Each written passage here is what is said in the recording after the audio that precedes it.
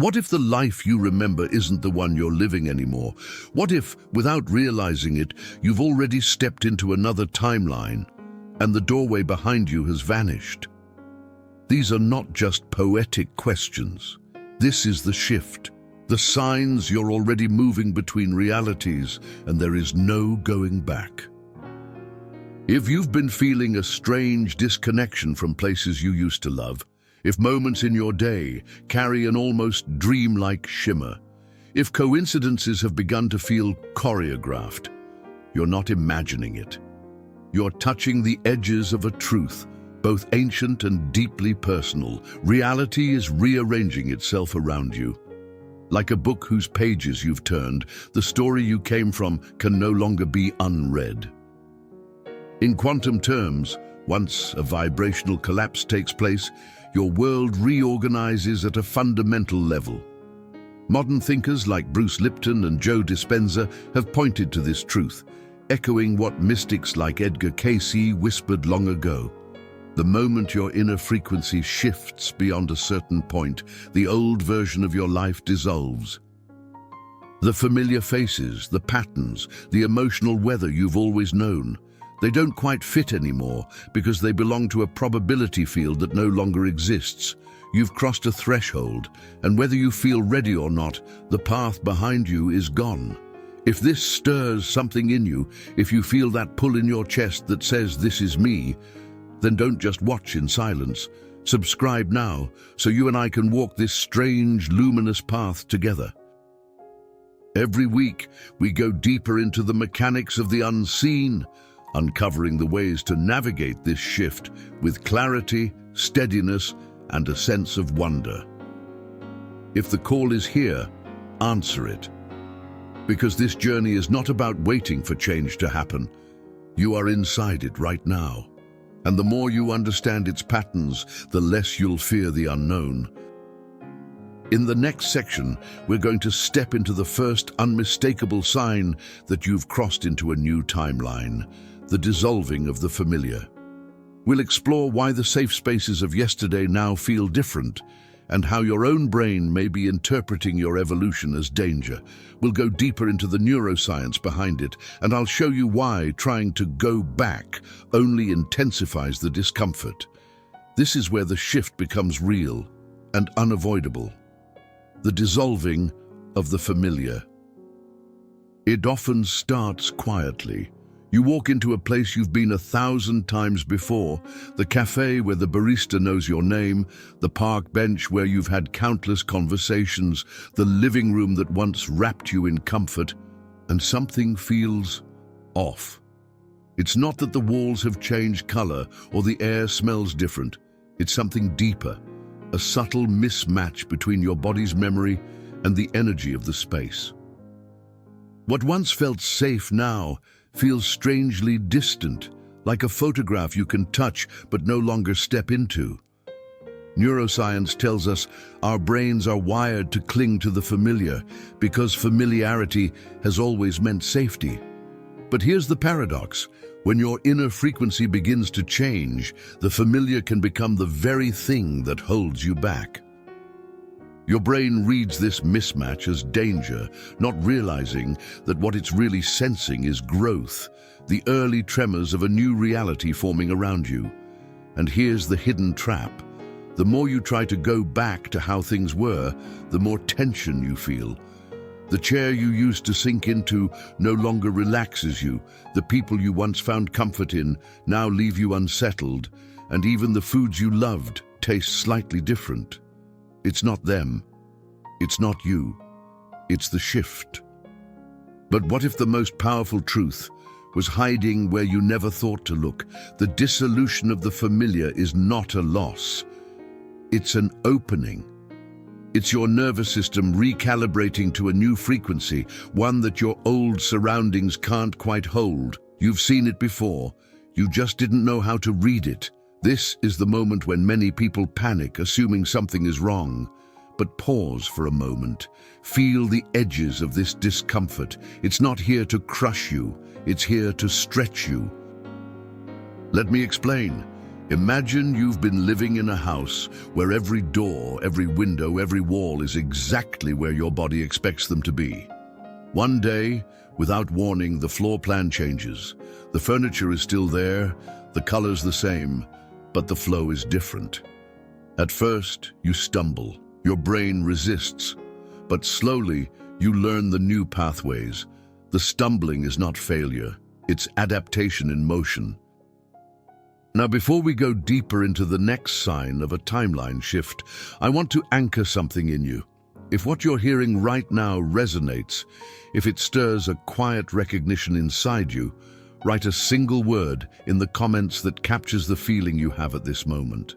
Maybe it's renewal, maybe it's courage, maybe it's surrender. Whatever it is, put it there. Your word will be your marker, a small yet powerful step in aligning with the shift you're already living. Now we'll explore the subtle quantum markers in your everyday life, the déjà vu that seems too precise to ignore, the dream patterns that rewrite themselves, and the strange little malfunctions in your technology that feel more like winks from another reality than accidents. We're going to look at how modern science and ancient awareness meet in these moments, and why they're not as random as they seem. Quantum markers in everyday life. You've seen it before, you just didn't know how to read it. That flicker in the corner of your eye when nothing is there. The strange moment when you pick up your phone, about to call someone, only to find they've just texted you. The dream that feels so real, you wake up with the weight of it still on your skin. These aren't accidents, they are the breadcrumbs of a shifting reality, quantum markers that your life is now resonating at a different frequency. In quantum physics, there's something called the observer effect, the idea that the act of observing a possibility can collapse it into reality. It's as if your awareness is no longer passively living in the world, but actively sculpting it. And when you begin to shift timelines, your attention behaves differently. You notice patterns you would have missed. Symbols repeat in ways that almost feel orchestrated. Time bends, not dramatically, but in those tiny slips, arriving somewhere and realizing you can't account for how fast you got there, or feeling as if you've been in a conversation before, word for word. Ancient mystics spoke of cracks in the veil, moments when the boundaries between worlds grow thin. They described lights that flickered for no reason, voices that arrived in dreams, and physical objects appearing in unexpected places. Modern life gives us its own versions. Your GPS sending you a different route that ends up changing your day. A song playing at the exact moment you were thinking of it. Technology glitching in ways that bring an unspoken message. But what if these weren't just quirks of fate or malfunctions? What if they're signposts, reminders that the fabric of your reality is being rewoven? Pause for a moment. Imagine this. Each time you notice one of these events, you are catching the seam where two versions of your life are stitching together. The thread is invisible, but your awareness is the needle. Let me give you an example. A woman told me she began waking up at exactly 3:17 a.m. several nights in a row. No noise woke her. No alarm was set, but each time she felt an undeniable stillness in the room, a presence almost. One morning she glanced at a book on her nightstand that she hadn't touched in years. She opened it randomly, and her eyes landed on a passage about transformation, beginning in the silent hours before dawn. From that night on, she stopped fearing the wake-ups and started listening. Her dreams became vivid, her decisions sharper, and her sense of time different. We'll go further into this. We're going to talk about the emotional whiplash of being in between timelines, how one day can feel clear and purposeful, while the next feels like you've lost all bearings. And I'll show you why this is not regression, but your nervous system learning to breathe in a new atmosphere. It's the point where many people give up, thinking they've fallen backward, when in truth, they're stepping forward into the unknown, the emotional whiplash of the in-between. There's a strange rhythm to living between timelines. One day, you wake with a sense of profound clarity, like every cell in your body is humming in alignment, like you could make decisions with ease and trust every step ahead. And then, almost without warning, the next day is fog. You feel disoriented, untethered, questioning everything. It's as if the ground beneath you shifts from solid to soft, back and forth, without explanation. This is the emotional whiplash of transition. It's not random. Neuroscience shows that when old familiar patterns dissolve, the brain's reward system goes through withdrawal. Dopamine, the chemical that rewards predictable outcomes, dips. Your system, used to a certain rhythm of feedback and familiarity, now finds itself in uncharted waters. The mind mistakes this recalibration for danger. You feel pulled between worlds, part of you longing for the safety of the old, another part leaning toward the call of the new. But what if the most important thing you could do in that moment was nothing at all? Pause now and imagine standing in a doorway with one foot in each room. You can see the colors of the new space, feel the air shift, hear the echo of a different life calling. But your other foot is still in the old room, holding on to the weight of its memories. The tension between them is not a sign of failure. It's a sign you are mid-passage. Let me give you a glimpse from a life that might look like yours. Daniel is 52, works in a small accounting office. Steady job, steady habits, steady life. For years, his days began with the same coffee shop stop, the same banter with the cashier, the same route to work. A few months ago, he started feeling uneasy for no reason he could name. The coffee tasted flat. The music in the shop felt too loud. Even the walk to his desk seemed heavier. Then came the mornings when he'd wake certain about a change he needed to make, only to feel doubt wash over him by evening. Friends told him he was just tired or in a funk, but Daniel knew something deeper was moving. He began keeping a small notebook in his pocket, jotting down what he felt each morning and night. In a matter of weeks, he noticed a pattern. Clarity always came after he allowed himself moments of stillness. Confusion always followed when he tried to force old routines to feel right again. That's the nature of this whiplash. It's the nervous system learning how to trust the unfamiliar, to breathe in an atmosphere it has never known. It's uncomfortable, yes, but it's also proof that the shift is real and happening. And if you can hold steady in these fluctuations, you'll start to notice that clarity lasts longer each time it comes. In the next section, we'll go deeper into the hidden weight of timeline anchors, those memories, objects, and habits that quietly tether you to the old reality. We'll explore why clinging to them slows your adaptation and how letting them go, gently, one at a time, opens the door wider to the life you've already stepped into. The trap of timeline anchors. Some things don't look like they're holding you back until you try to move without them.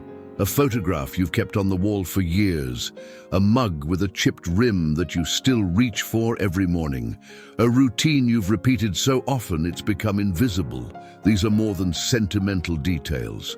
They are anchors, tying you to the vibration of the life you've already outgrown. And while anchors can keep a ship steady in a storm, they can also stop it from reaching a new shore. In physics, every object carries the imprint of the conditions in which it existed. The same is true for your personal world. A shirt you wore during a painful chapter may hold the emotional residue of that time, even if you've stopped thinking about it. A playlist you once used to motivate yourself might now feel heavy because it belongs to the mindset you're no longer meant to inhabit. When you shift timelines, these anchors can create friction, keeping your energy split between what is and what was. But what if the most powerful release isn't dramatic, but subtle? Pause for a moment and picture this. Once a week, you choose one anchor and let it go. Not out of anger, not to erase the past, but to signal to your nervous system we are safe to move on. Maybe you donate the mug, maybe you delete the playlist, maybe you simply stop revisiting a certain memory. Each release creates space, and that space is not emptiness, it's possibility. Let me give you a parallel from daily life. Imagine cleaning out a drawer you haven't opened in years. At first, you resist. There's comfort in knowing it's there, untouched. But once you clear it, you notice the air in the room feels lighter. You have more space for what matters now. The drawer didn't just hold objects. It held a version of you that no longer needs to steer your life. We'll still carry echoes of the past in our hearts, but releasing anchors is like untangling threads, so the new pattern can weave itself without knots. This is not about losing who you were. It's about making space for who you are becoming. And now, we're going to look at one of the most beautiful and undeniable signs of a timeline shift: synchronicities. We'll explore how these meaningful coincidences are not random sparks, but navigational lights guiding you through uncharted space. We'll talk about why they tend to multiply during a shift, and how recognizing them can deepen your trust in the path that's opening before you. Synchronicities as navigational lights. They arrive quietly at first, the same number showing up on receipts, clocks, and street signs.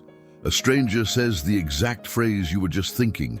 A symbol from a dream appears in real life, in a place you never expected, and then they start coming faster. These are synchronicities, those moments when reality feels almost too aligned to be coincidence.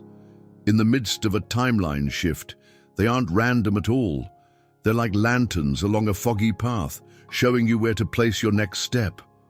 Joe Dispenza often speaks about elevated emotional states acting like magnets for coherent experiences. When you're in gratitude, joy, or deep presence, your energy becomes more ordered, and ordered energy attracts ordered patterns. This is why synchronicities often cluster when you're stepping into a new frequency. They're the universe's way of saying, keep going, you're in the flow. But what if these weren't just curiosities to smile at and move on from? Pause for a moment and imagine they're markers left by a future version of you, a version that already knows the path, leaving clues so you'll recognize it when you see it. You've seen it before, you just didn't know how to read it. Let me give you an example. A man once told me about a period in his life when he kept seeing white feathers in the most unlikely places, on the seat of his car, inside a closed drawer, even drifting through the air in his office. Around the same time, he was wrestling with a decision about whether to leave a long-time job. One afternoon, walking past a bookstore, a cover caught his eye, a white feather against a dark background. The book was about radical life changes and trusting the unknown. He bought it, read it in 2 days, and within a month, he had made the leap. He later told me the feathers felt like a breadcrumb trail to the courage he needed. Synchronicities are invitations to dialogue with the unseen. The more you acknowledge them, the more they seem to answer back. And during a timeline shift, they often appear when you're at a crossroads, helping you trust the next step without having the full map. We'll explore now why there truly is no way back once a shift begins, not as a warning, but as a liberation. We'll talk about the irreversibility of quantum collapse, the metaphors that help make sense of it, and how resisting only deepens the friction between the life you've left and the one that's forming. Why there's no way back. Once a wave function collapses in quantum physics, the probability set that existed before is gone forever. Reality chooses a form, and the other possibilities fade into unreachability. This isn't just theory, it's the architecture of change itself. Once you've crossed a certain vibrational threshold, the old configuration of your life can't be reconstructed. It's like trying to uncook an egg or close a flower that's already bloomed. The structure has transformed. The code has been rewritten. This truth can feel heavy at first. We're taught to believe we can always return to a place, a feeling, a person, and while memories can be revisited, the exact vibration they carried cannot. The texture of the air in your childhood bedroom, the way a certain friendship felt before the unspoken shift, these aren't things you can recreate. The moment the inner frequency changes, the outer world begins to shape itself differently around you. But what if this is not loss, but liberation? Pause for a moment and imagine standing on a bridge between two cliffs. The planks behind you vanish as you step forward. At first, the heart races. No way back, no safety net. But with each step, you notice the view widening, the air growing clearer. You realize that the bridge was never meant to take you backward, only forward. Resistance to this truth often creates the deepest friction. People try to squeeze back into identities they've outgrown, chase after situations that no longer fit, speak words they no longer believe just to feel normal again. And yet every attempt feels hollow. That hollowness is not failure. It's proof you've stepped beyond the old resonance. Bruce Lipton speaks about how environment and belief shape biology. Once your beliefs shift and you begin living in a different energetic environment, even your body starts rewriting itself. The cells that respond to your new choices are not the same cells that once belonged to your past patterns. Physically, emotionally, vibrationally, you are not the same person who stood in that old life. In the next section, we'll explore what it means to align with the new reality fully, not just intellectually, but through grounding, intentional emotional elevation, and symbolic action. I'll share how these 3 steps work together to speed adaptation, and I'll give you a real example of how small, consistent changes can accelerate the integration of a new timeline. Aligning with the new reality. Stepping into a new timeline is not just about noticing the signs, it's about choosing to inhabit it fully. This alignment is less about grand gestures and more about the quiet, repeated acts that send a message to your body, your mind, and your field. This is home now. 3 elements work in harmony here: grounding, intentional emotional elevation, and symbolic action. Grounding is your anchor in the now. It can be as simple as feeling your feet press into the earth, breathing deeply until the thoughts in your head slow enough for you to feel your own heartbeat. Grounding tells your nervous system we are safe to receive this new frequency. Without it, the shift can feel like being caught in a current you can't control. Intentional emotional elevation is the fuel. This isn't about forcing happiness, but about cultivating the states that match the life you are stepping into. Joe Dispenza talks about rehearsing the emotion of your desired future as if it's already real. Gratitude, wonder, quiet confidence, these states reshape the electromagnetic signature you carry, which then reshapes what finds you. Symbolic action is the bridge. It's the external move that reflects the internal change. Bruce Lipton's work on epigenetics reminds us that environment and belief shape our biology. So, when you act in alignment with your new identity, even in small ways, you reinforce the message at every level of your being. It could be rearranging a room to reflect who you are now, choosing a different route to work, or wearing something that feels like the you are becoming. Let me give you a real-life example. A woman named Elise had been feeling the pull of change for months, but couldn't seem to shake the heaviness of her routines. She began with grounding every morning, barefoot in her backyard, breathing until the tension in her chest softened. Then she added 10 minutes of listening to music that made her feel expansive, not nostalgic, but alive in the present. Finally, she took symbolic action. She donated the clothes she kept for some day and bought a single outfit that made her feel like the future version of herself. Within weeks, she noticed her conversations were different, her decisions quicker, her sense of possibility wider. The outer changes were small, but the internal alignment was unmistakable. When you combine these three, grounding, emotional elevation, and symbolic action, you're not just adapting to the new reality, you're shaping it consciously. The shift stops feeling like something that's happening to you and becomes something you are co-creating. We'll bring all of this together, and I'll show you how to hold the truth that you're not waiting for the shift, you're living inside it now. We'll speak about letting go of nostalgia without guilt, and why every choice you make from here shapes a world you can never return from. You're already inside the shift. You're not waiting for the change. You're breathing in it right now.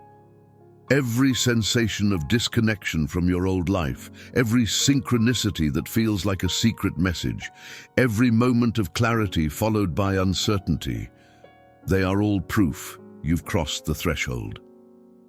The shift isn't a far-off event on your horizon, it's the ground beneath your feet.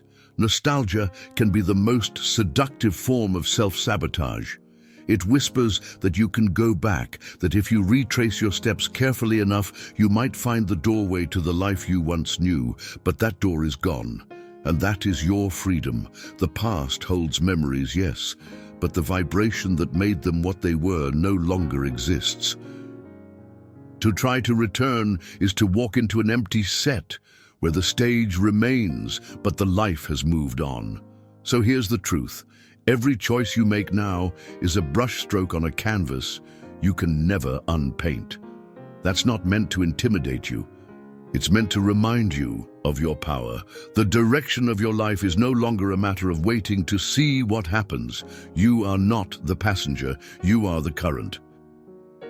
If you've made it this far, I want to thank you for your presence, for your energy, for walking this path of awareness and transformation with me. Your time here isn't passive. It shapes the space we share. So before you go, let me ask you to leave a trace of your presence. Comment below if you felt this message speak to you. Tell me if you want more like this. And if you haven't yet, subscribe to join this community, because this conversation, this awakening, is just the first step. If you've been wondering where to go next, I've prepared another video for you that dives even deeper into the mechanics of reality shifts and how to navigate them with confidence. Watch it right after this one. It will meet you exactly where you are now. Remember, you are not at the mercy of the external world. You are the field that transforms what vibrates around you. The path ahead isn't a return, it's an expansion. And every step forward shapes a reality that is uniquely, unrepeatably yours.